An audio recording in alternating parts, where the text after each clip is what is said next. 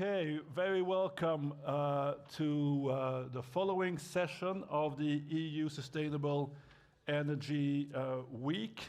And we are going to focus this session on something that is very much keeping us busy and very much one of the central and one of the main deadlines or main events of EU energy policy this year, notably the presentation of the National Energy and Climate Plans, but not only this. We will also talk about the recovery and resilience plans, and the link, of course, to investments, energy investments. My name is Pierre Schellekens. I'm the director in DG Energy in charge for strategy and coordination. I will soon present all the speakers that we have the pleasure to have with us here today. Just to say, of course, that, as you know, we all know that the energy transition on the perspective 2030, on the perspective 2050, climate neutrality, but also I think the debate that is starting around 2040 and the step in between is very much an investment strategy.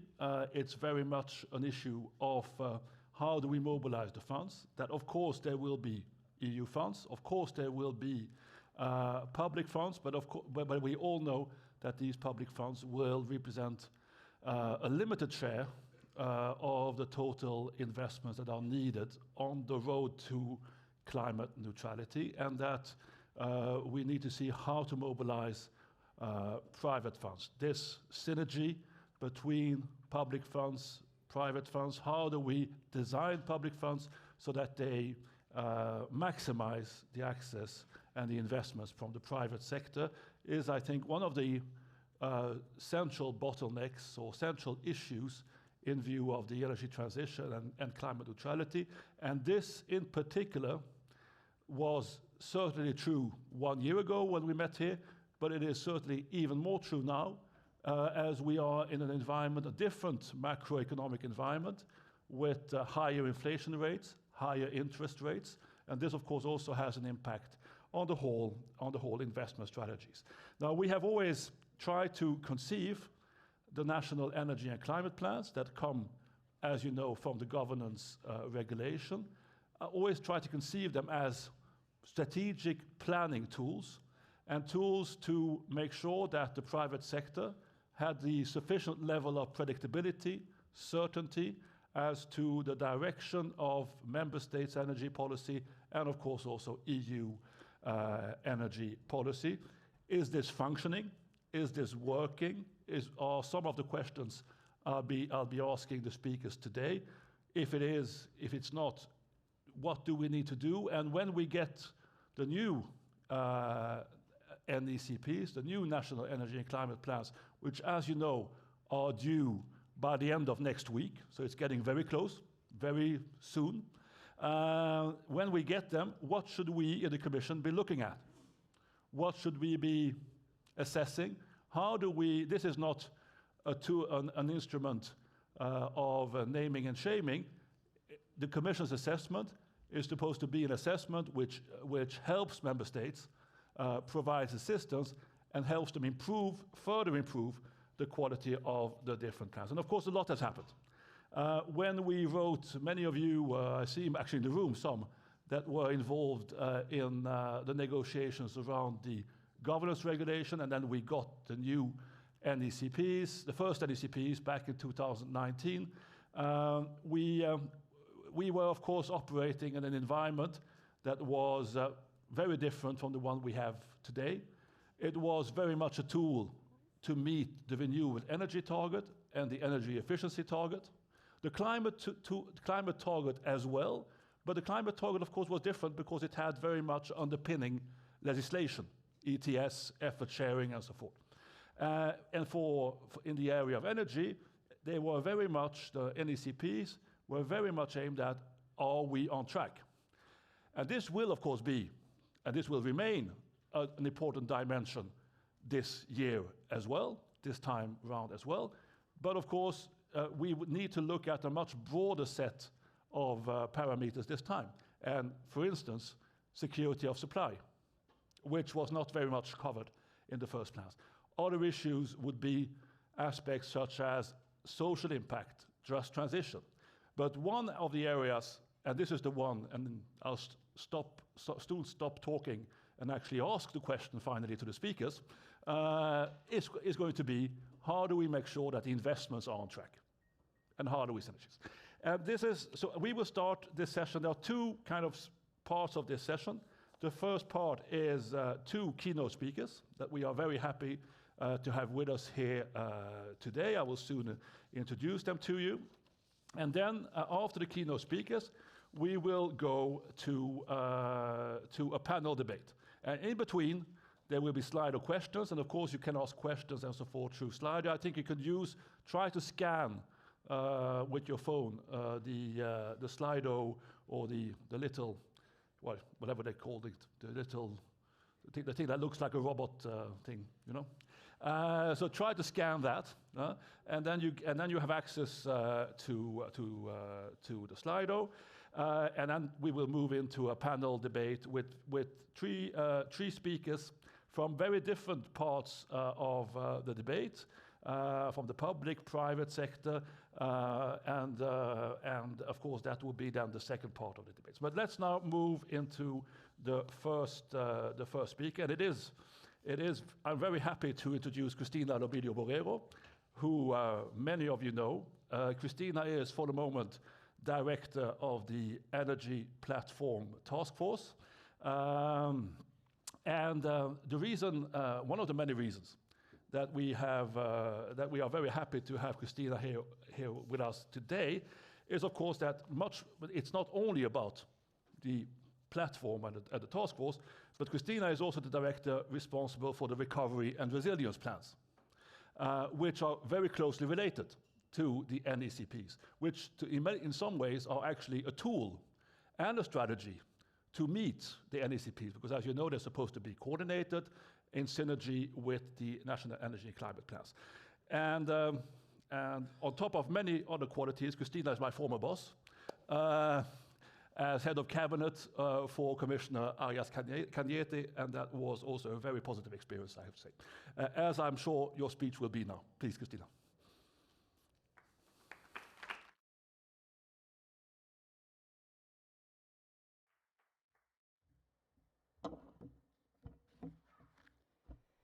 Dear Pierre, thank you very much for your presentation, and good afternoon, everyone.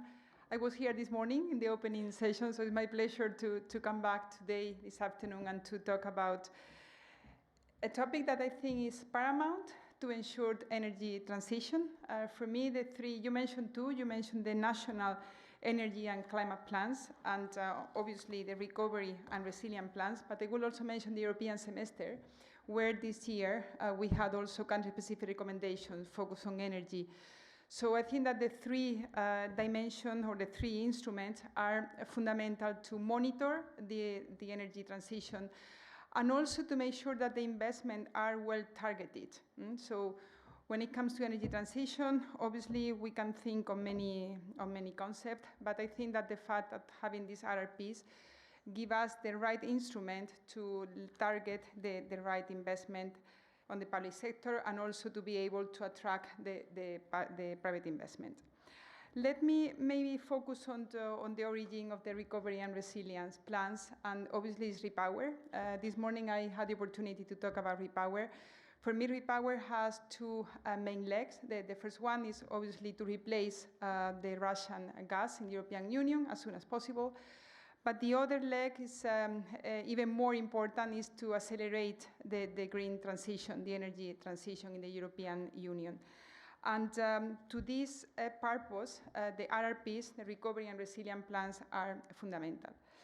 As part of the REPower plan that was adopted in May the last year, the Commission also proposed to reinforce the RRF, the Recovery and Resilience Facility, to use it as one fundamental channel to the EU fund, and also to support the REPowerEU objectives. Obviously, I mean, it had not been easy. We have worked very much with all member states to make clear that First of all, that the three dimensions of the RRPs and also the REPower objectives are well reflected. So in the Commission, we have worked in DG Ener, but also with other services in the Commission, in particular with the Secretary-General, with SecGen REPower, and Recover, sorry. And here we have basically working with Member States to make sure that investments are focused on the renewable, basically, on energy efficiency, but also on future energy sources like green hydrogen, but also biomethane, biomass. And the reforms have also been somehow addressed to ensure the security of supply. As Pierre was mentioning before, this has been a fundamental objective in the European Union the last year. Also to remove bottlenecks, in particular in the infrastructure, and also to improve affordability and reinforce also competitiveness of the European Union industry, and to support the transition to zero or low carbon technologies and the green skills that are necessary for that. Overall, close to 270 billion were made available via the RRF to support the REPower objectives. 20 billion additional budget has also been dedicated to additional grants dedicated to the REPowerEU chapter in the European Union. Last 1st of February, we also published some guidance to help Member States to indicate which are the measures that we consider aligned with the REPower objective. Let me now give you some figures on where we are on the amendment, the RRP amendment on the REPower chapters. Today, seven RRPs has been submitted to the European Commission. The number could be very modest, but it is no, because obviously there is a lot of work behind that. And also because Member States did not have too much time to prepare this additional chapter to the RRP. So for us, it has been a very rewarding work as well to work with Member States and to see that this cooperation between the Commission and Member States has been proven very, very useful when it comes to the submission of the program. So we have now these 7 RRP amendments, but we are also working very closely with other Member States to make sure that they will be able to submit their program as soon as possible this year. According to the first assessment of these plans, but also in our conversation and negotiation with the plans that all Member States will have to submit, we can convey here that Member States have engaged and have made sure that this additional money will be also dedicated basically to renewables, to energy efficiency, and hydrogen as well. And there are also some money that will be dedicated to very limited and targeted investment on some infrastructure that are needed to ensure the security of supply in the European Union. So we are talking about investment on the fossil fuels, but very limited, very targeted, and also to make sure that they do not create a stranded asset, but they are really necessary to ensure the security of supply in the European Union in the following years. Allow me to give you one example, is the good practice example, is the case of Estonia. So Estonia was the first country in the European Union who submitted the RRP amendment, and it has added also 5 additional investment to the original plan, to the original RRP, and including also boosting offshore and wind farms development, also support companies to increase energy security, and a hydrogen power ship to prevent pollution in the area. Several reforms and investment in the area of energy, supporting also the uptake of renewable energy and improving energy efficiency, has also been fundamental to scale up the initial RRP. The modified plan also maintains measures for supporting the production of renewable hydrogen, upgrading green skills as well, and facilitating the green transition for enterprise. Also, Estonia has added a REPowerEU chapter to its plan, foreseeing a reform and 2, investment to deliver the REPowerEU objectives. But these 3 measures aim also to accelerate the take-up of renewables energy by streamline the permitting procedures. And this is one measure that I really want to highlight here. Also, the last year, the European Union, in particular, the Commission presented the proposal to make easier the permitting for installed capacity of renewables in the European Union. So we are very happy to see that Estonia has also included this measure in its program. As you know, the average in the European Union to have the authorization, the permitting for renewable capacity is 7 years. So we really wanted to shorten this time, because it's not good if we want to deploy renewables energy in the European Union as a path that is much faster than the one that we have now. So we are very happy to see that Estonia has included this concept also in their amended RRP. Over the coming weeks and months, we expect, as I was mentioning, the submission of a significant number of amended RRPs and REPower chapters. I can only encourage Member States to consult the relevant stakeholders. This is very, very important. This is one principle and that we really want to support, but we encourage Member States to consult and to discuss with the stakeholders in each Member State and to make the necessary effort to finalize their plans as soon as possible, so that the implementation of the measures can start as soon as possible. All this work is necessary and is very important also in a context where I mentioned that this morning, but I want to repeat that. We are now in the process to prepare the COP28 that will take place in Dubai by the end of the year. And the President of the Commission, Ursula von der Leyen, has already announced that we need to have global targets for both renewables and energy efficiency. We'll need to triple the current production and consumption of renewables in the European Union and in the world as well. And we need also to duplicate also the current share of energy efficiency in the world. So we are working now with all the like-minded countries, and we need, as I was mentioning also for the RRP, the amendment of the RRP, the support of all the stakeholders, and I will say all the European citizens, that I think that we all have to be very much aware on the tremendous challenge that this energy transition means. So thank you very much. I wish you very, very inspiring discussion today, and thank you very much again for the invitation.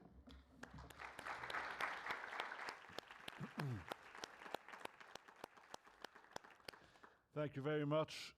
Let's see. Thank you very much, Christina. We move, and thank you very much for giving us this the general picture of where we stand with the RRPs. And indeed, we will also be talking about very soon in the panel about a member state, Spain, that has very recently presented also a very substantial REPowerEU chapter in its and submitted this to the Commission. So we now move from this EU perspective a bit more to the private perspective, although, Emily, you have also experience from the public service. Emily Morel is our next speaker. Emily has a long experience on climate financing in the World Bank Group, in the HSBC, in the UK civil service. And you now work as Program Director at the Institutional Investors Group on climate change. And what we very much, well, first of all, thank you for being here with us, accepting our invitation, and we very much look forward to hearing your perspective on these issues, maybe slightly different from the one that we have in the Commission sometimes. Please, Emily.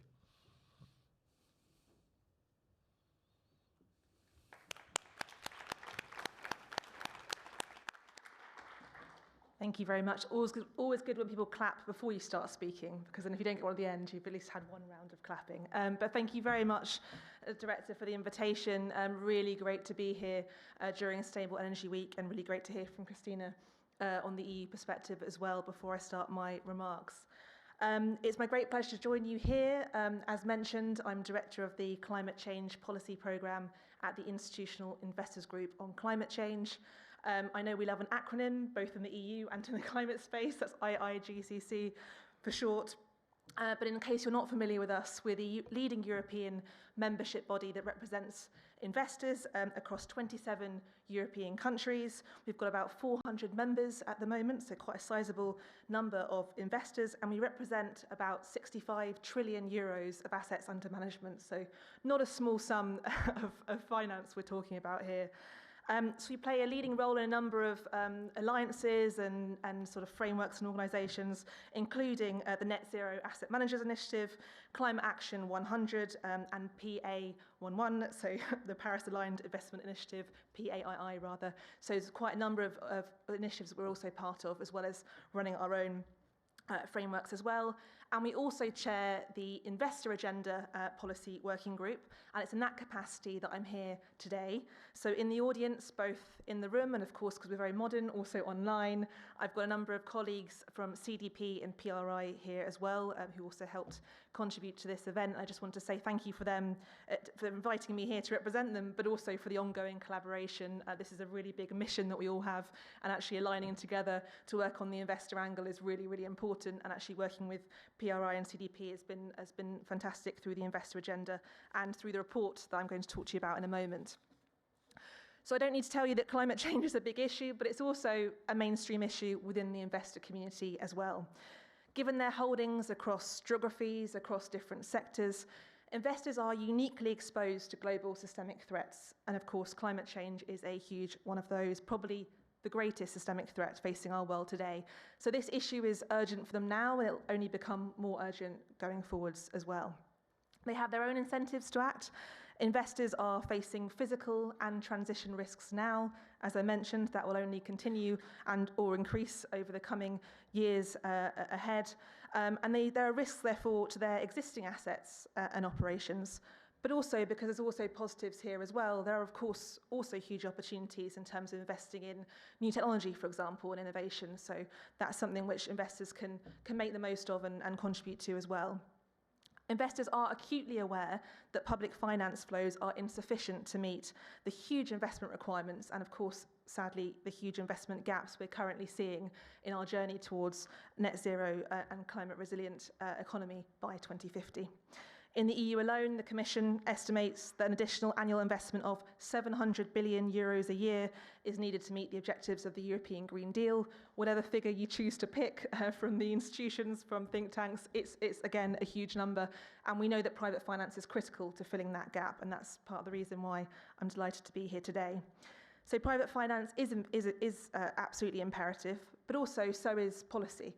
And you might have got from my job title, the policy director, so I'm a little bit biased on this one. But public policy is essential to help investment flow to where it's most needed. So thank you to the Commission for all its work there to date. And some of them were mentioned by Pierre in the opening, but we know there's been some ambitious work in the EU to date.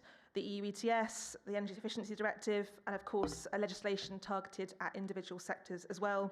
And all of this targeted legislation, these frameworks, these initiatives are really helpful in mobilising that private capital. In parallel, of course, there has been a great progress towards the EU developing what could be arguably the most comprehensive sustainable finance agenda that we see in the world today, and that helps to inspire other parts of the world as well, which is fantastic in the run-up to COP, as Christina mentioned. Adopting policies for the private finance sector and wider corporate world, such as the EU taxonomy and sustainability disclosure requirements. And for those of you who love another acronym and are following this, CSDDD is another one of those areas where we've been engaging with our partners that I mentioned at the beginning. Such frameworks, while of course not perfect, while of course often need revisiting later on, have provided a significant investor certainty for all of us and helped to unlock private capital. This is absolutely vital as it's helping to take that global trend towards clean energy technology, which we need, and of course trying to make our efforts to outspend green technology over investment in fossil fuels. So it really is important. And of course the EU's gone further in recent years, as was alluded to earlier. The impact of the COVID-19 pandemic, of course, the ongoing impact of the conflict in Ukraine as well, that's brought about an energy security crisis. And I think what we've really been pleased to see is that a lot of the initiatives recently have taken that into account and ensured that sustainability is at the heart of any actions taken to address those ongoing concerns as well. So as part of the work with the other organisations, PRI and CDP I mentioned, under the umbrella of the Investor Agenda, we did launch a report last year called Powering a Green Recovery. I highly recommend that you have a look on our websites if you haven't read that, but just in case you read it last year and you're rusty, or just in case you haven't read it yet, I'll provide a brief summary of our findings in there to finish off. And I should say Kronos Sustainability did a great job at helping us with that report, so thank you to them, who I know are watching online as well. So the report provided a positive assessment of the EU's actions to date, but we also provided a sort of forward look, recommendations for investors and also for policymakers about what they could do next to ensure that sustainability remains at the heart of its policy reforms.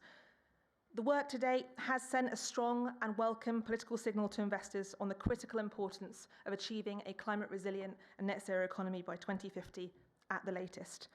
But it was not just a political statement. The EU also established a programme of measures that enabled and accelerated financing and, in turn, action. And any of you in the room that go to meetings on this all the time and or conferences will know that we are always talking now about action and implementation. That's what we really need at the moment, and that's what the EU's work to date has been helping to facilitate in the private finance space. As a result of these measures, larger public and private financial flows are directed into the EU's green recovery, with the opportunities afforded by the new funds proving popular in EU member states. By creating the conditions for a stable recovery, it is providing a vital underpinning to the acceleration of climate solutions across the energy sector, and that's what we all need at the moment. These will not only reduce emissions, but also bolster the EU's move to energy independence and provide a range of economic benefits too. It was mentioned at the beginning, the just transition, just and equitable transition that we all want to see in our society. This is not just about climate, it's about that as well. As a result, the EU has demonstrated how private capital can be harnessed in support of sustainability, even in the face of unprecedented global challenges. And unfortunately, we are seeing those, and I'm not sure they're going away either. Nevertheless, as I noted from the outset, more needs to be done. We still see a significant financing gap, and there's a significant financing gap to enable this transition that I've talked about. Looking forward, it is critical that the EU and its member states continue to maintain net zero as a cornerstone of their economic and financial decisions. This will be a key focus of attention for investors in the run-up to next year, when we have, of course, European elections and the new Commission mandate in 2024. So we're looking even beyond COP ahead at that with high hopes. While the makeup of these institutions will change, the trilemma of emission reductions, energy affordability, and security of supply will remain a significant challenge for all of us. It must retain political prominence no matter who is in the driving seat. This is not a sort of party issue or one institution's issue, it's all of our issue. The most obvious solution to address all of these challenges is that rapid transition towards a net zero European economy that I've been talking about. So, as part of our ongoing collaboration, IIGCC, CDP and PRI will work with investors to ensure they make best use of the recovery funds under the framework of the National Energy and Climate Plans to turbocharge our response and ensure a stable recovery. In parallel, the EU and its member states need to continue to provide the necessary ambitious policy signals to incentivize private capital flows. The policy aspect cannot be underestimated. This ensures that private capital flows in the short, medium and long term to the areas we need it the most and the industrial sectors that we need to decarbonise at pace. We also need to make sure that stable finance policy is coherent and really drives that transition in the real economy as well.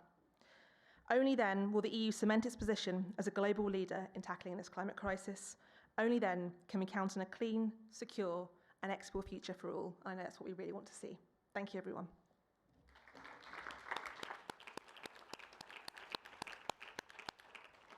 Thank you very much, Emily, for giving us this perspective and also how the private sector sees the different recovery funds that are available. We are going to move to the panel debate. I would ask my three panelists to join me on the stage: Joanne, Christina, and Nathalie. And in the meantime, while they do that, we have prepared a first Slido question for you, for those that have registered on Slido, gone in on Slido. And I think this is a question that you can only ask at the EU Sustainable Energy Week. I'm not sure I would recommend that we ask it when we have our broader citizens' dialogues and so forth, but at the EU Sustainable Energy Week, I think it's a question that works. And we're asking you actually that instinctively, don't think too much about it, Just come out with something. What is the word that comes to your mind when you think about the national energy and climate plans?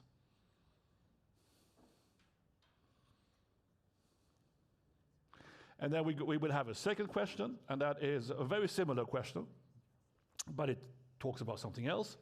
And what is then the word that comes to your mind when you talk about the resilience and recovery plans? And I will come back. I will wait a bit for the answers, and while we wait for the answers, I will present our three panelists that I'm very happy to have now with me here on stage. I'm starting from the opposite side of the panel from where I'm sitting. The first panelist that has accepted the invitation of being here today is Mr. Johan Guazard. I'm not sure I pronounce your name perfectly well. I also have a family name that is constantly martyrized and slaughtered around Europe, except in Holland. And Johan is somebody that has been, I think the other panelists as well, but very busy. Probably continues to be very busy, because Johan is one of the many, but it's very specific role, working on the Spanish National Energy and Climate Plan, because Johan is the Director-General in the Ministry for Ecological Transition and Demographic Challenge. I think it's an interesting combination, by the way. Those two actually makes a lot of sense. There you have been also Director for Renewable Energy and Electricity Markets, and your role has been indeed very central, both for the Spanish National Energy and Climate Plan, but also in the Recovery and Resilience Plan and the whole energy dimension of that. So that is very much Johan is very much one of these many colleagues around Europe that actually write these plans. And I think that's a very valuable dimension. And then we have in the middle Mrs. Cristina Cedillo Torres, who is representing Robeco. So here is very much more the private sector, right? And there you coordinate the corporate engagement program on environmental topics, including climate change and the climate stewardship activities. Also, you've had a very strong hand on Robeco's net zero strategy and net zero roadmap for 2050. So that is also if you want, the whole private sector. And next to me, we have Nathalie Himmelers, who is the Director for EU Affairs at the Solar Impulse Foundation. And the Solar Impulse Foundation has done a lot of work on the national energy and climate plans, prepared a publication providing recommendations to EU member states as to what concrete ideas, concrete issues could be considered when a member state prepared its national energy and climate plan. I'm going to ask you, Nathalie, how actually the member states how they reacted when you came with these ideas. Before we start, let's see. Do we have the answer to the slide of questions? I'm a bit slow. You know what? Let's first see next week how many of the climate plan, the energy and climate plans we have, and that we have available. Inconsistencies, implementation. We have degrowth. We have adaptability is an interesting aspect, and reforms. But I mean, I'm going to use some of these words and test them a bit on the panelists. And did we have the similar reply for the Recovery and Resilience Plan? Groovy. That's an unusual term in an EU context, I have to say. Groovy. I very seldom. I've been working in the Commission for 28 years, and I very seldom heard groovy being used as a verbal expression. But investments, indeed, green, of course, transition, COVID, of course. That the link is quite clear and quite obvious. Let's turn to our panelists. Joanne, what would you say? Well, first of all, I'm going to test that question to you. Slow. What do you think? Probably fair. Probably fair. We can't afford to lose, not a year, not a month, not a day. So we should probably go faster. But also, as Director Lovilla said earlier, so much work has gone into these. And I think we need to get the balance right between doing things that are ambitious and fast, but also credible. So if we speed too much and we get past the credibility line, let's make sure we do things properly as well as fast. That's how I'd react to that. And working then in a member state administration like you do, Joanne, I mean, these have been tremendously busy times for the whole energy community, for the public sector, I think for the private sector as well, where we had the COVID, we had the pandemic, we had the launch, and then we had the energy crisis, the emergency regulations, the Fit for 55 negotiations, and then we from the Commission, we insist that you also prepare national energy and climate plans. So how is the atmosphere in a typical national administration like yours? I'm not sure how typical or not we are, but very happy to share our experience, obviously. And that's quite an interesting way you framed it, Pierre. Because for us, we very much see, and there are some colleagues from the Spanish administration here, I'm sure they'll agree, the National Energy and Climate Plan was very much an opportunity, rather than, something else that the European bureaucracy gets us to do. For us, it was very much this is a roadmap to jobs, industry, what have you. It was really, really an opportunity. And we can see that it's been an opportunity across the government that's been really motivating, really inspiring. You talk to the Transport Ministry, the Agriculture Ministry, the Education Ministry.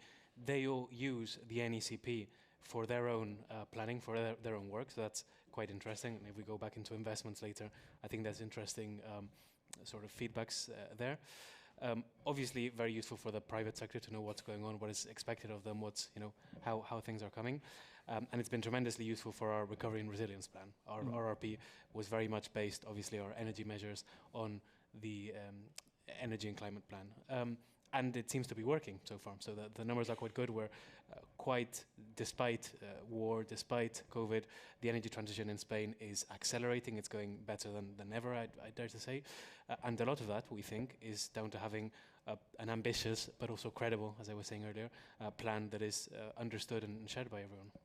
What would be the 2-3 priorities, as you see it, when you work on the Spanish NECP? I think in the review that obviously the member states are due to submit very soon, there's a few things. One, I would say, even just recognizing, so incorporating the reality of what has happened so far, that in itself allows us for a big jump in ambition. As I was saying, the energy transition has moved faster than we anticipated, so that's going to be one of the inputs, obviously, into the plan. Then there's an interesting sort of virtuous circle with the Recovery and Resilience Plan. So we use the NECP to build our Recovery and Resilience Plan. That has allowed us to anticipate, to speed up, to accelerate a lot of those measures. So we are, 2023, a lot further along in some of those areas than we would have otherwise been. So that in itself is an input, feeds back into the NECP. So that's one block. First priority, ambition, but based on that reality, on that progress. 2, I would say, we're probably at a stage where we can afford to be a lot more sophisticated about some measures. So in the first NECP, we were all about, obviously, ambition. What are the trajectories for renewable energy, for example? Now we're going to put in a lot more detail, I guess, into, okay, but how do we ensure that renewable deployment, for example, is very sensitive to local communities, is very sensitive to, the huge biodiversity heritage that we have in Spain? Because, and not because we want to compromise or we want to put at risk the transition, but the whole opposite. If we don't have, societal support, for example, if we don't have proper environmental integration of renewables, for example, okay, we may take the first and the second step, but we might not take the third. So I guess learning from experience and condensing that into the updated NECP so everyone feels, or as much as possible, in Spanish society and Spanish business, understands where we're going and that is sensible and that is the right thing to do. So yeah, more ambition, but keeping the credibility, doing things even better than we attempted to do in the first time around. So you really focus very much on the synergies between the NECPs and the recovery and resilience plans. How did that evolve within the administration? I guess for us it was quite natural, and there's plenty of examples, right? So, like I said, for us the NECP was almost a government opportunity as a whole. It coincided as well with a change in the Spanish administration in 2018. And a lot of the government plan of, okay, what do we think should happen for Spain in terms of jobs, growth, how should we develop the Spanish economy, was very much aligned with what we then built into the NECP. So there was a very, very good coincidence there. When COVID happened, every analyst ever pretty much agreed that the best way forward out of the economic crisis of COVID was green investments. So again, that was coherent as well. So yeah, building the RRP based on the National Energy and Climate Plan was quite natural. It was a recommendation from the Commission as well, which we were. It's very handy, sort of in domestic, internal, the more politicsy side of things. But we agreed, and it was quite natural. And it's something that we've tried to build in other events. So, for example, in the Russian aggression of Ukraine. Obviously, all of Europe was busy trying to figure out how do we keep the lights on, how do we keep security of supply. And there was debate in Europe, okay, do we bring back coal? Do we go back to dirty fuels? And again, for us, that was another opportunity to say, look, we have the roadmap, and it probably makes more sense to just try to speed up some of the things that are already in the pipeline. That already, gets us another few points away from fossil fuel dependence, and it's a sort of a no-regret measure. So for us, that coherence of the energy and climate plan in the RRP, in the response to the energy crisis, across government action, I guess beyond purely energy and climate policy, it's worked quite well. As you know, in Spain, the Ministry for Ecological Transition is a vice presidency of the government. There's that sort of coordination element between ministries, and it works quite well. I think everyone in every ministry sort of understands that whatever they do has to be at least coherent, not necessarily fully, but at least coherent with the transition agenda. And it's working, and civil servants and the political leadership is fully aligned. So in that sense, it's relatively easy context to work in, because whoever's on the other side of the phone or the table understands what we're talking about, and that's a very good position to be in. Thank you, Juan. It's very clear, and very many interesting insights there. I will not ask you whether you will meet the deadline or not. That would be nasty. But we very much look forward, under all circumstances, to see the Spanish National Energy and Climate, or the revised National Energy and Climate Plan from Spain. I'm turning to Christina, and I mean, when you work in Robeco and so forth, sometimes I think people like Johan and me working in public administration, we're not always sure that people outside really find everything we do terribly relevant. So I'm going to ask you, is it relevant? Are the national energy and climate plans and the recovery and resilience plans relevant for your daily work? I think so, definitely, yes. Maybe just to give also a bit of background on what we do. So we are an asset manager, so we invest primarily via equity, shares, corporate bonds in companies. So this means we don't do project finance, right? So we don't invest directly in development of these projects, but we actually invest in a corporate as a whole. And therefore, from our perspective, it's very critical for companies to understand where the opportunities are. So these national plans are very impactful from that perspective, especially, for example, in the power industry, right, where it's so dependent on regulation. What are the opportunities in terms of growth of renewables? Where are the auctions happening? Where is the speed of deployment? But also, since we're talking about transition, also relevant, what is the impact then also on fossil fuels? Because, yeah, we see our investments at the corporate level, so these companies are, they have all kinds of exposure to all kinds of energy sources. So it's, we look at the energy mix and how they will also evolve over time. So for us, it's very important to understand what is the speed of investments that they are deploying and where. I mean, as a global investor, probably it doesn't matter so much, is it in Spain or in Germany? But nonetheless, we definitely see, in my day-to-day job, I engage with our investee companies. So we basically say we are committed to also investing in line with the goals of the Paris Agreement. We have set targets to decarbonize our funds by 2050, half that by 2030. We cannot invest and achieve also our own goals if the real economy doesn't do that at the same pace as well. So what we're trying to do is communicate this to companies, our investing companies. This is important for us. We explain how we assess also their transition readiness, because in our job, we want to identify those companies that will remain resilient over the long term and also competitive. So therefore, yes, the answer is definitely national policies are very, very important. That's nice to hear. But also more generally, when you are in daily touch with what actors from the financial sector. How do you judge their level of commitment to climate neutrality, net zero targets, and so forth? Yeah, certainly. So this is something that we have seen really becoming mainstream over the last 3-5 years. Companies really committing to net zero. I think that is great, but obviously what we actually want to see is how they're going to get there. So setting targets is something that we have seen taking place, but now the next step really is have they identified what technologies they will need to deploy? How much will that cost? What will also be the impact on their employees? Also take into consideration social impacts of their transition. It's already mentioned the just transition.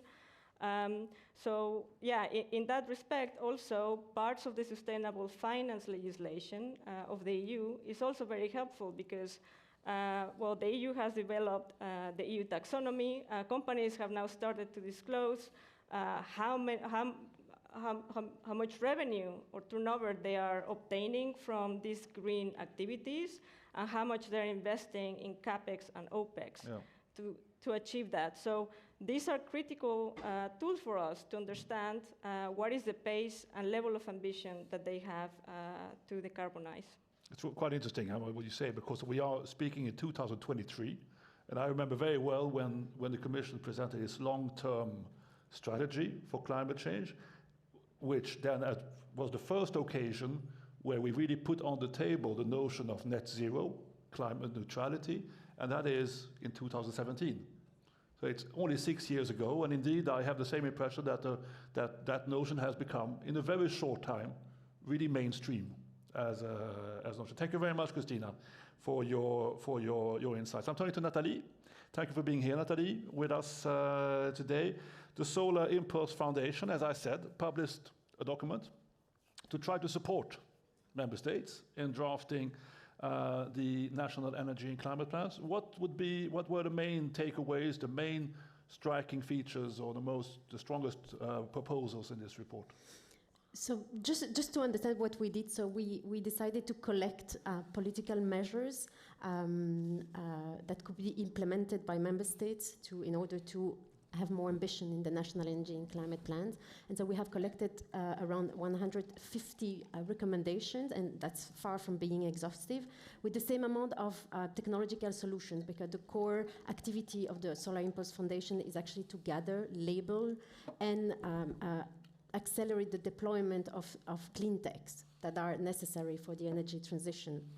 So we have proposed, the objective for us was to go to the government and first show that technically it is feasible, because we have many solutions that allow to do this transition and that are economically viable.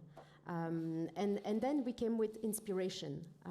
We wanted to inspire member states, to tell them there are many things that have been done in other member states, and it is possible to do. And in terms of takeaways, we have, of course, discussed with many governments, including Spain, actually. And, of course, each government has its own barriers or difficulties.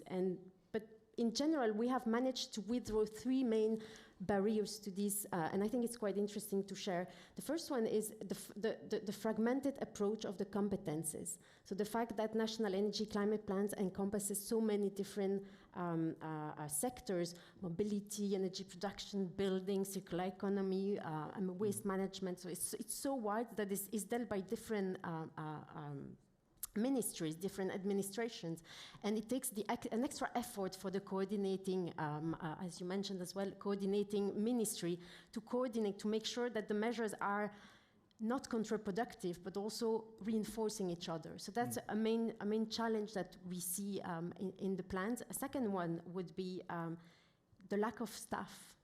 And that's very topical with the year of skills, is that they don't have enough competent staff to actually plan and to implement.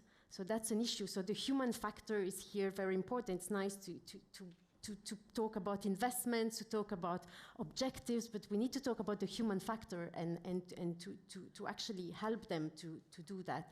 And then the third one is financing. So it's when it comes to public financing, very often they mention, yes, but these investments have a very different structure, so with a much bigger capex and a lower opex. So basically, they have questions in terms of a public deficit and also the rules of the pact, the Stability and Growth Pact. So they have to deal with that. So these are the three main outcomes or issues that we realize that member states have. So it's probably not the case for all member states, but in general, that's what we discovered. So the question is, how are we going to, at EU level, what can the EU level do to tackle this issue, to help member states to implement that? Because it was quite interesting actually to see slow. I mean, I was surprised like that, but actually I'm not so surprised. From our point of view, we are dealing with innovators. We have today a database of more than 1,500 solutions, innovators that comes with clean tech solutions. And what we see is that they are not attracting investment. And most of the time, when we ask them why, they reply that it's because legislation is not creating a market pull. So we need legislation, so we need market pushes, but we need also market pulls to attract these solutions in the market. Today, it is still allowed to pollute. It is still allowed to use technologies of the past. So that's why probably it's not strong enough, and even if we have very nice objectives at EU level, at member states level, implementation is still lacking, and long-term planning is crucial for that. And indeed, that is indeed the purpose of the National Energy and Climate Plans. Thank you very much, Nathalie. I'm going to turn to the public. Questions.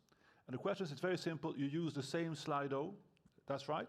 You use the same Slido and formulate your questions. I will go back to the panel while you do, and as soon as we have a couple of questions, I will try to get as many as possible of these questions to ask the panelists. But in the meantime, while you write these questions or formulate them, I'm staying with Nathalie. So, how did the member states react when you went to see Joanne? I don't know if you met. Did you meet Joanne when you came? We met Joanne. Very good. With Minister. Very good. So I'm not going to ask you how Joanne reacted, but more in general terms, how did the member states react when he came? But positively, because they were quite happy to receive inspiration. But as I said, usually they turn to us these difficulties, and that's how we extracted that. But it's really these difficulties that they were mentioning. But what we try to do is also to bring a more positive message. I saw one word there was degrowth.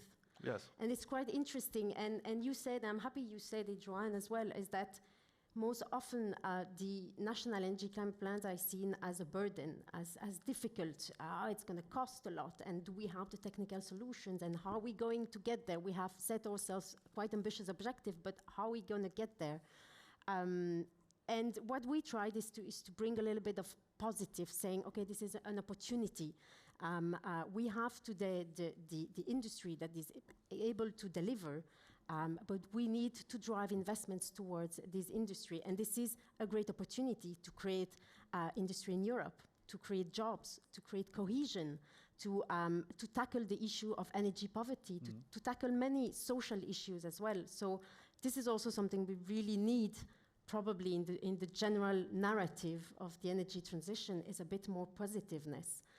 Even citizens that are a target in the end of the energy transition, and if you take the sectors of mobility, of building, you are touching individuals. And individual they fear what is coming. So we need, in fact, a little bit more positiveness in the narrative. Christina, thank you, Natalie. Christina, when it was very nice to hear what you said. We use the NECPs as a basis, a planning basis, and so forth. But if there is something that you would want to see, is there a bottleneck? What would you like to improve? And how could the NECPs or the recovery and resilience plans become even more useful for you as an investor?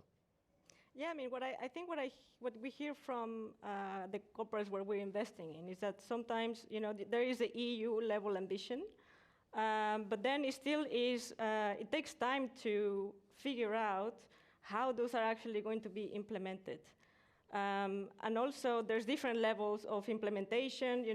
It's maybe also on a voluntary basis that maybe some governments might choose to give more incentives than others. It also depends on the possibilities of each country. So I think there is also like this complexity is really perceived as being very a complex puzzle to figure out where are the opportunities. So that's one of the key things that that we are hearing from the investee companies. And also, I think probably when you talk to renewables, long-term, it takes a really long time for a project to be able to come online, right? Yeah. So the permitting process, I know there's steps being undertaken to enable this, but I really think that's also part of the concerns. How fast can these also projects be connected to the grid? I think that's also one of the main concerns, right? Investments into the grid. Are we paying enough attention to that? Is it going to be resilient in the future? So all of these topics, I think, are the ones that are coming up the most. Thank you very much. Joanne, there's a very specific question raised to you here by somebody in the public. I think it's an interesting question. What is the Spanish experience in the implementation of the current, or the previous, or the current national energy and climate plan? So I would say overall positive, obviously, but obviously challenges as well, right? Very complex 2-3 years in the whole of Europe, obviously, as also in Spain, which has meant that policy attention, a lot of the sort of energy sector policy attention has been focused on consumers, on how do we keep bills as low as possible, as affordable as possible, and that's something that we're not ashamed to admit. That has meant that other things that we wanted to do, we might have to have delayed a bit more. On the other hand, like I said before, we have the RRP, the Recovery and Resilience Plan, which has allowed us to anticipate, to speed up a lot of the investments. I'd say because the question also talks about the stakeholders and how some of the challenges with that. I think and I think it's very aligned to some of the messages Christina was sharing. I think the energy sector is very clear of what the transition means and how together they might agree or not agree, and they might have different strategies about it, but they know about it and they're positioned. I think the finance sector and lots of other non-energy economic sectors are also pretty aligned. At the same time, though, there is a strong social demand for a bottom-up, socially that pull comes from society at large, and I mean energy renovation of building blocks, for example. The majority of Spaniards, over 70% of people in Spain, live in building blocks. It's one of the highest ratios in the whole of Europe, for example. So there's a high demand for a very sort of bottom-up, very democratic, very distributed change in the energy system, which is good, but that is a challenge in itself. And if any colleagues that have lived or live in Spain or know about anyone, if you just try to think back to your block of flats and you think of trying to take a decision together with your neighbors about anything, whether that's, how often do we clean the staircase that we all share, that is very difficult. Imagine taking a decision about investing several tens of thousands of euros probably, or even hundreds of thousands in, improving insulation, installing rooftop solar and so on. So, and you might still have quite a lot of people motivated about that, but if you have a few people that don't agree with that slows down the decision. So to try and summarize maybe the answer. We're seeing that every time more and more stakeholders are fully aligned and fully understand what the transition is about, we still need to persuade everyone else that is good, that is positive, that is not a burden. And where we've seen it worked, for example, in the north of Spain, they're quite good at energy renovation, which I think is our biggest challenge as a country. It's more about health and well-being than necessarily the environment or even energy bills. So you have elderly people who realize that their house is certainly a lot less humid, a lot more comfortable, a lot more adequate, especially in the winter, and that's because of energy renovation. They might not really notice that the energy bill, okay, it's cheaper. They might not notice that obviously their emissions are a lot less. So I think it's one of the lessons for us is trying to find the right message and the right route to your customer or the citizen, and that might not be the same for everyone. A corporate is looking for, the lower risk and higher returns on their investment, and sustainability is aligned with that, but other people might be looking for well-being or better quality of life. So it's about how you get that message across for every different consumer. Thank you very much. You talk about the bottom-up perspective, and we have indeed a question that is also quite closely linked to that, and that's the whole local level. How, Christina, when you talk with your counterparts, you were talking about companies and it doesn't make much difference if it is in Germany or in Spain and so forth. How do you work with the possibility of really reaching the local level? Municipality, very often sit with the tools, the daily tools of the energy transition. How does that work? I think it's a lot more indirect because, we communicate primarily with our investee companies, and part of the part of the work that we do is trying to understand what are the challenges that they're facing. In some cases, that is very operational indeed. But for the rest, we're really concerned about what is the strategy overall of a company. So I think I think from the investor perspective, it's a bit more challenging to really reach to the municipality level, really, unless we're talking about specific assets, right? So if you're talking to a utility that is thinking about decommissioning an asset, then it becomes really local. What is the local impact? How are you managing it? How are you engaging with the impacted stakeholders? And what is your policy for that? So I think that those are the moments where it becomes a lot more local and tangible, really. Right. Yeah, so I see what you mean. It is indeed one of these big debates that we're having also, that sometimes there is this whole process of EU funds, national level, and then how do you reach the local level in that process? I'm going to turn to you, Nathalie, on this question that I see has many thumbs up, which I assume means it's popular. How do we go over to long-term thinking? How do we avoid short-termism? Well, that's a good question. You must have asked yourself that question a couple of times. Yeah, of course. Yeah. But that's what we need. I mean, because we talk every day with innovators, and what we need is that they need to know where we want to go and how we want to go in the next 10, 15 years, because we need to drive their innovation towards our future needs in order to have an efficient transition. We will need technological solutions, so we need today to tell what they will be in 10 years. So for that, we need long-term thinking. So how do we promote that? Well, if I had the answer, but I suppose by planning. This is the best way, planning, having objectives, clear objectives, and then planning with milestones, so that basically you drive all the investments, but not only the behaviors of industries. They need to create new business models. They need to build a workforce.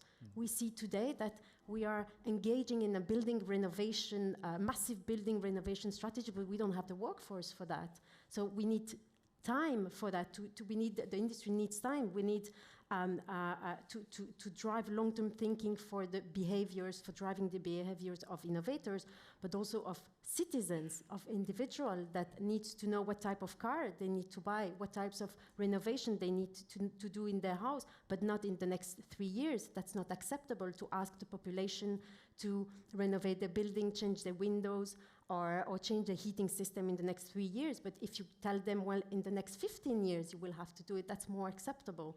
So yes, for all these, in order to drive all the behaviors towards the same direction, you need this long-term thinking. And apart from planning, I mean, I don't see how you can reach that. Having clear goals and clear plans, that's how you drive the behaviors towards the same direction.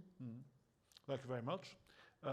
Joanne, you have already touched a bit on this question before, but this whole discussion, and indeed this very broad aspect of the national energy and climate plans, how do you integrate multiple outcomes indeed? Not only climate energy, but also health, equality, biodiversity, of course, a central topic as well. And is there, and I'm going to add something, you answer that question because it's important that we have the questions from the public. Is there a risk that sometimes they become too broad, the national energy and climate plans? Okay, that's a good point to think about. So for us, already from the start, from our initial NECP, we tried to make it, I guess, as intersectional, I guess you could say, as possible. So for example, when we launched our NECP, we actually launched what we called a energy and climate strategic framework. So it was the NECP, but it was also the just transition strategy, for example. So the fastest thing we had to do is shut down coal. How do you do that? Preserving those local communities that we were talking about here. But we also published, and I think that for us was a success, and we're doing it again this time around, was to publish a socio-economic impact assessment of the plan itself. So using macroeconomic modeling, what is the impact on jobs, on wealth redistribution as well as so within society, who benefits the most from these measures? What's the impact on gender, as much as you can have from statistics? And it turned out that the NECP was socially progressive, so the poorest homes got proportionally the most benefit, the most outcome out of the NECP.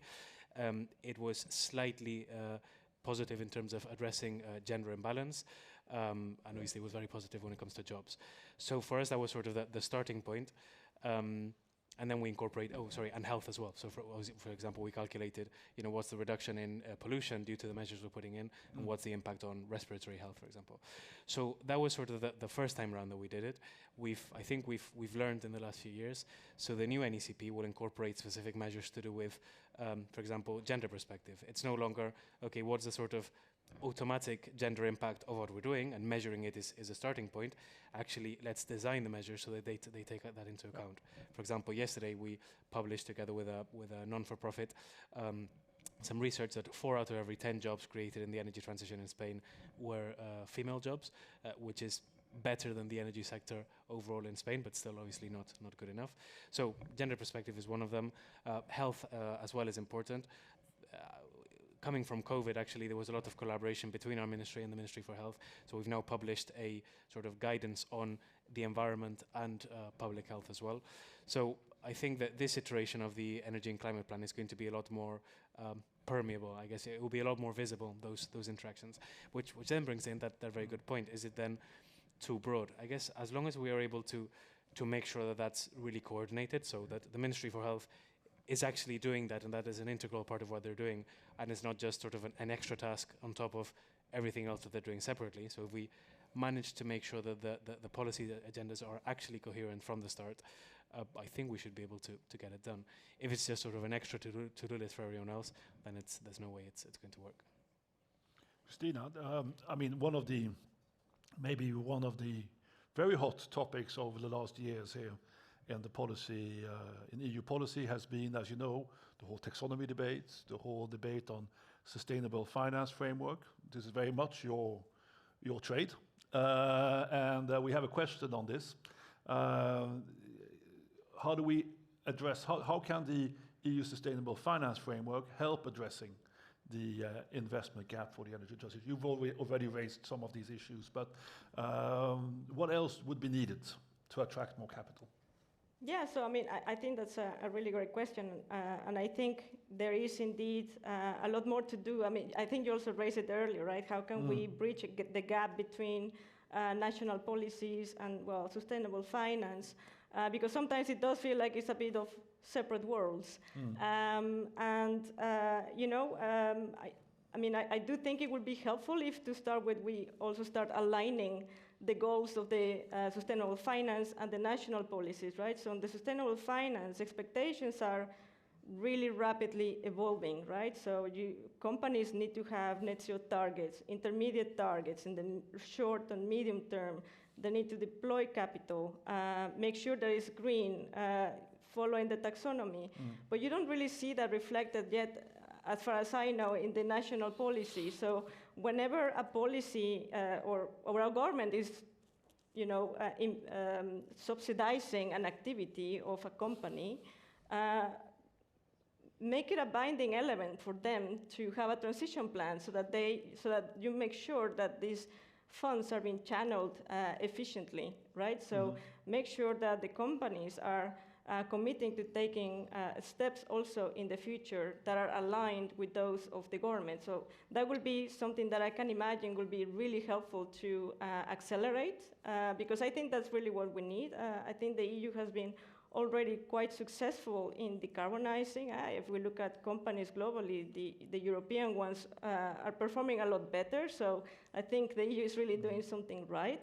But the question is it fast enough? Is it ambitious enough? So I will say, try to align a bit more on the goals, because, indeed, in sustainable finance, there is increasingly more a focus on, stop investing in fossil fuels.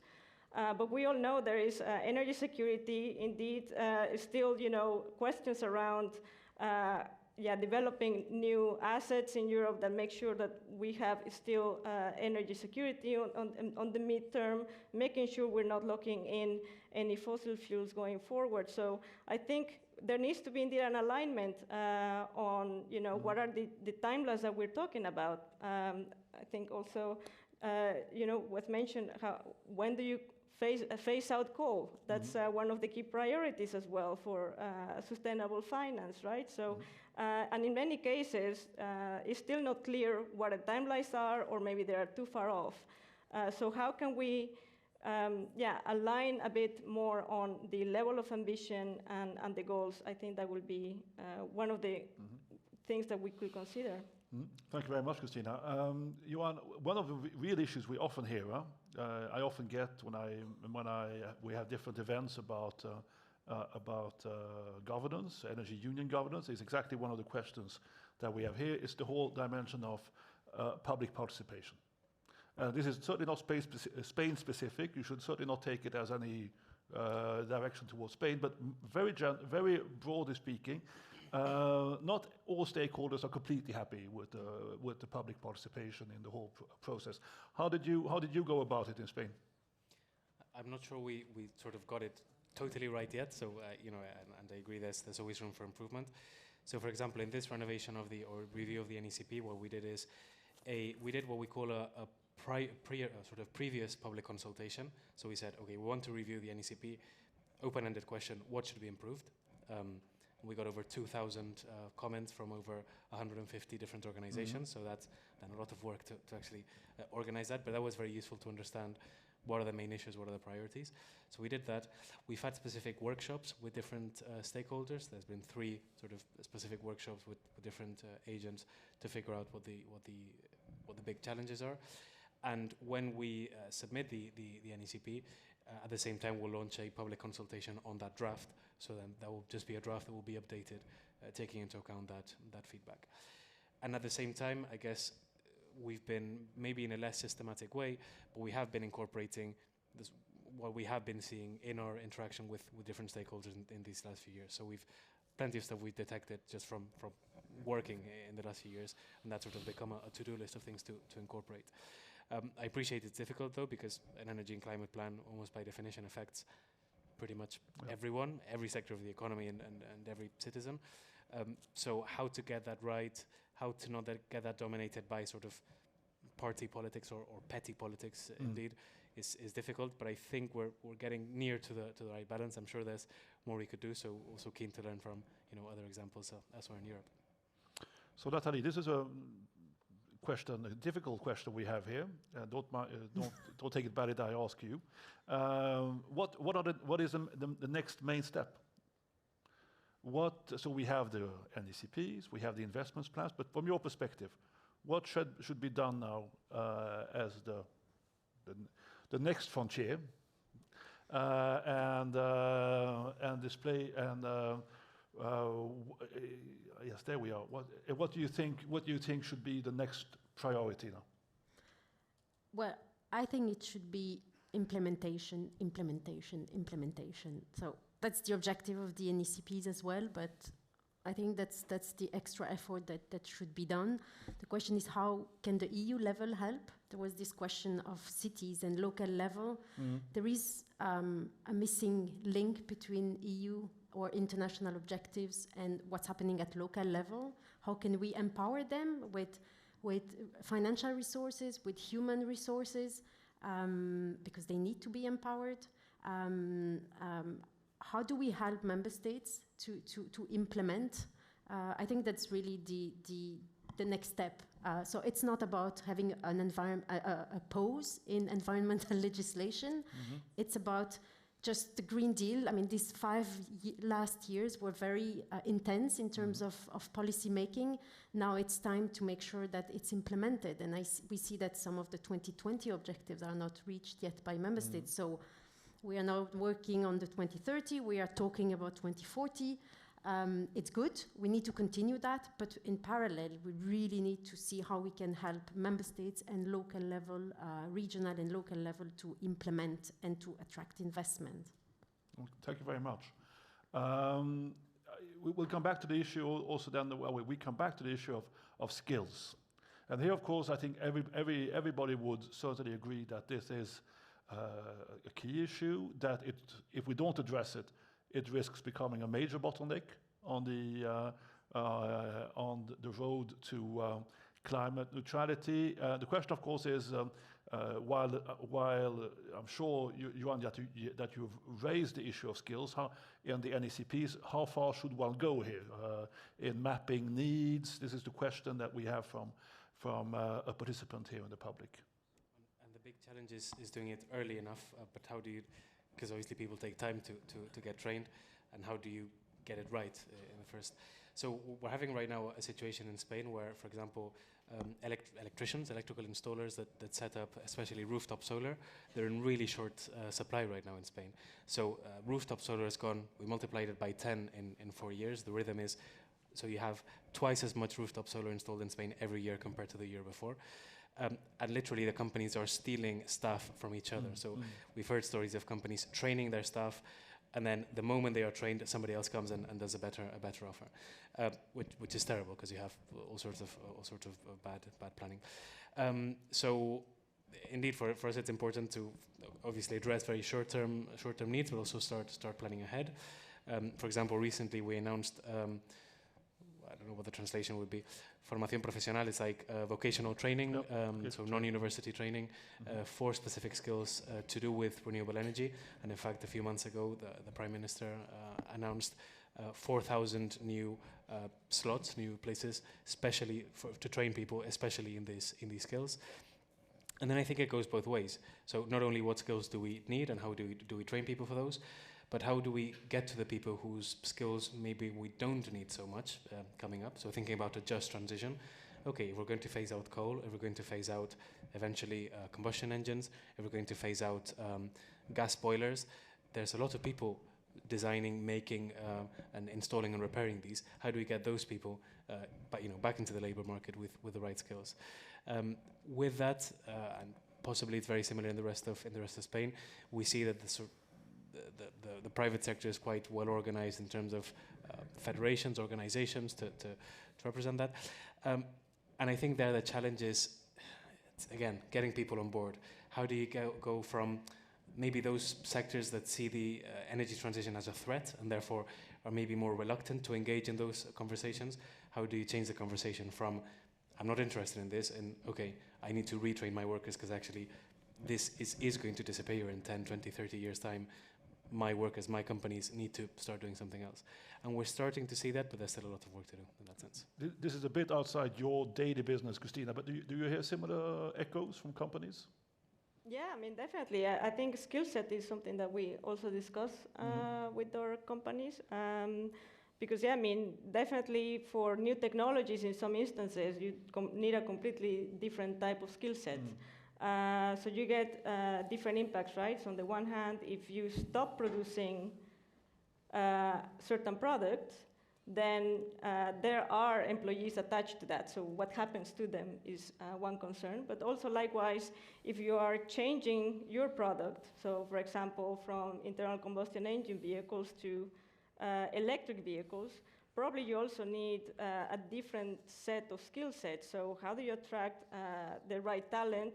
And also how are you facilitating reskilling, upskilling of the existing workforce? Because, yeah, I think it's the responsible way to operate. So that is certainly something that we engage with our investee companies on. There is another question, and I think it might be a bit rude, but I'll take it myself, because I think it's directed to the Commission, actually, mainly. And this is the question on how do you, and I think it's a very good one, how on earth are we going to digest all the information in the National Energy and Climate Plan? This will be work of many of my colleagues in the Commission. And just to say very shortly, and I don't want to take more of your time, but to say that we will try to assess the main takeaways of the National Energy and Climate Plans in the State of the Energy Union report that we plan publishing this autumn, in principle in October. So we will try to give you the overall assessment, not detail by detail, that will come later on, but the overall assessment of where the National Energy and Climate Plans bring us and what are the most striking features. So I think that will, maybe that replies to your question. And then we have a question. We will start now trying to round off the debate. We still need to stop, but there is an interesting question that kind of addresses you all, Natalie, Joanne, and Christina. It says here, Natalie, you've talked about the industrial solutions. Christina highlighted the financial sector, as we know. Joanne, you talked very much about the member state perspective. And now that the member states are updating their NECPs, and it's a bit difficult sometimes how the questions move when you read them, how can we make sure that we are all well aware of all this material, mobilized in their planning exercise? Maybe Joanne first? Okay. No, so I think, and it's a challenge for the public administration, but I think, first off, as the public sector, we need to sort of have our eyes open and ears open and be sort of very, I guess, pay lots of attention to what's going on, and that means lots of reading, lots of sitting down with people, lots of understanding what's actually there. Two, trying to digest all of this information and trying to distill it into the plans, and make it in such a way that is not too prescriptive to say, you should install this, and this device, but rather give the right framework for that to happen. So I don't think I have the silver bullet for that. I agree it's important. And it's a challenge, but for us at least, it would be a challenge between being too prescriptive, but being clear and clear enough to make sure everyone knows which direction they should be going in. Thank you. And it is indeed a complex issue. I will take now. I will fortunately not have time for all the questions, but I'll also take a last question, and I'll direct it firstly to Nathalie. When you've looked at these 150 recommendations and so forth, the social area, the social indicators, what would you see as the main social indicators? In the 150 recommendations, well, or more generally, what do member states need to use as social indicators in these national energy and climate plans? Well, the thing is that what we see is that by actually using solutions, by accelerating the energy transition, what we see is that it helps the poorest. It helps actually to increase the comfort. It helps to create jobs. It helps to create recognition in people's job. So I think that's what we have to look at. And when we look at the energy transition, we of course need to map to link that with the economic growth of a country. It has to be in line. But then there is something that is not included in the GDP calculation, is welfare, is comfort. And all these aspects, and also human well-being, the fact that people need jobs that make them proud of themselves. And all this is not included, is not reflected in GDP or in the energy transition. And that could be something that could be highlighted in the planning, in the NECPs, is how do we bring welfare and comfort and human value to citizens. Thank you very much. And I think we have time for the last question. I'd like to direct it to Christina, because this is a question I sometimes ask myself as well, especially from your perspective and from your angle, Christina. We have these high-level NECPs. They are rather high level, a bit macro. Do we need something more concrete? Would it have helped you that there was then another layer, and I'm not going to ask the national member states to write a new strategy, that there would be another layer, but that would be more kind of a concrete action plan? I mean, I think what is important is to give identification of the key technologies, right? What is it that will be giving the right signals to the industry on what are technologies that will be future-proof, right? So, and also, how will the EU also help in the development of those technologies that don't exist yet? How to collaborate with a specific private sector actors, and think also more about the supply chain, right? Because when we speak to specific companies in sectors, they don't work in isolation. I mean, there is a whole supply chain around it that is actually needed to make sure that it works well together. So, for example, if you're speaking with a mining company, they produce iron ore, but hey, if the steel maker doesn't use electrified manufacturing processes, that is zero emissions, then you have an issue. So it's all about the supply chain, supply and demand, really trying to also foster more the demand side. So that also the supply side can adjust and see the opportunities on what to do next, strategically speaking.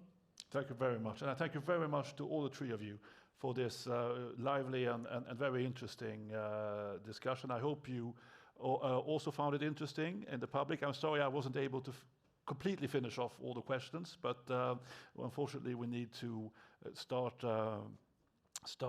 finalizing or ending this discussion. Again, thanks. I think we heard from very practical perspectives.